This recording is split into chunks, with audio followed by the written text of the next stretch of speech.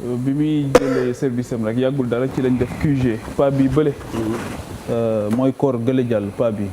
mu ñëwee ñu waxtaan ci politique environnementale ma jéemoon a am état d'esprit ak li nga xamante ni moom mooy lettre de mission bi ñu ko jox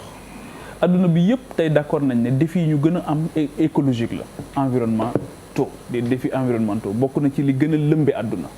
partout ailleurs d'ailleurs on parle beaucoup de transition écologique jox ko dayoo boo xamante ni c'est extraordinaire mais encore une fois je reviens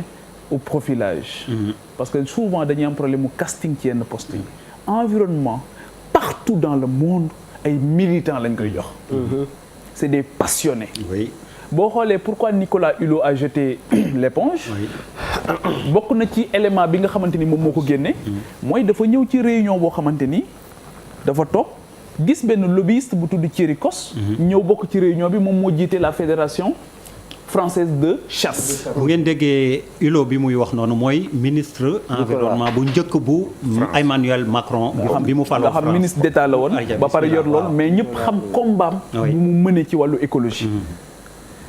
bi mu constaté ne diw moo ngi ci réunion bi mu ne ko réunion bi waroo fi bokk waroo ci nekk ñu xëccoo mu daal di démissionné keroog bi muy démissionné ci rajo la yëgale président de la République ak premier ministre ne leen démissionné na donc ay passionnés partout dans le monde bu ngeen xoolee profil yi ñuy jox écologie donc ak environnement ay passionnés lay nekk te on rate souvent cela ci sunu réew yi donc loolu mooy problème moo tax Abdou Karim Sall bettuma ci ñu jël ko ci mbir yu mel nii bettuma très sincèrement leneen li mooy damay rappeler benn anecdote pour wax ne il faut que ñu consacrer définitivement le droit des animaux c'est important il faut que ñu jox ko sens sëñ Saliou Mbacké dafa mas a woote bu rëy Touba est-ce que ñi nga xamante ni ñooy dawal fas ak mbaam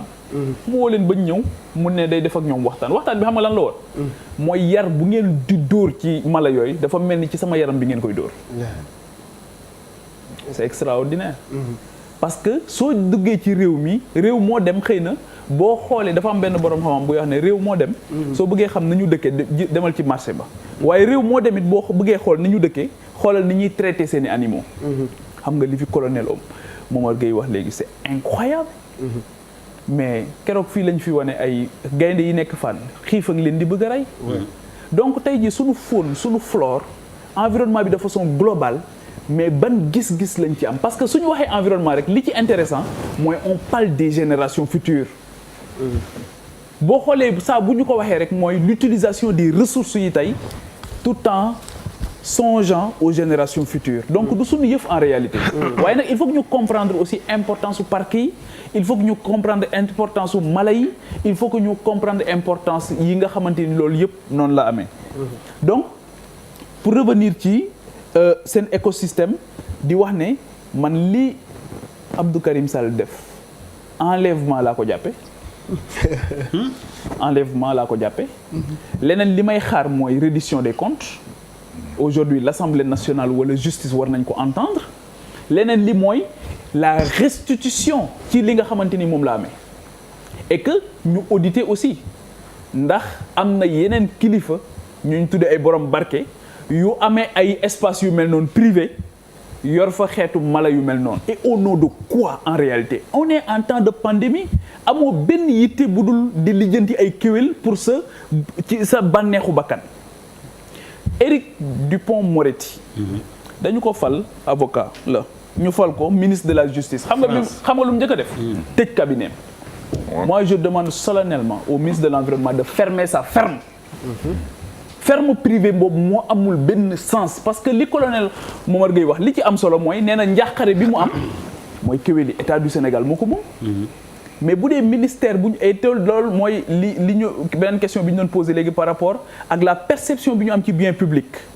ak ni ñu ko war a ragalee ni ñu ko war a moytoo ndax ñëpp ko bokk nga bugg ko jël di ko jëfandikoo bu ministère yëpp defee noonu ministère de l'agriculture jël ca wàllu agriculture jëfandikoo ministère beneen jël nangam jëfandikoo mais su boobaa du ñu ci génn mais tey DER il faut que ñu comprendre aussi ce que le gouvernement du Sénégal ban yitte la am ci environnement au-delà de tout cela parce que comme elle wax na la difficulté même que nous avons aujourd'hui ci transporter ay animaux te respecter seen àq ak seen yelleef ni mu waree waay mais tey jii le budget Abdou Mbow ngi ni quel est aujourd'hui le budget qui est alloué à l'environnement? Moins d'1%. Qu'est-ce qu'on peut faire avec un tel budget?